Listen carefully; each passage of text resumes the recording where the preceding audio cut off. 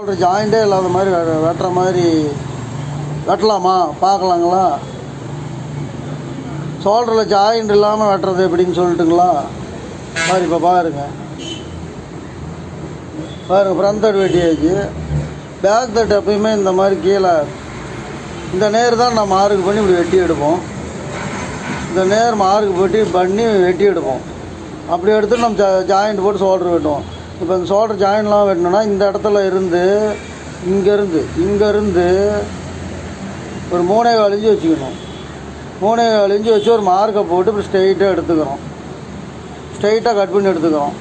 இப்படி இங்கேருந்து ஒரு 3.25 இன்ச்சு வச்சு மார்க்கு போடணும்.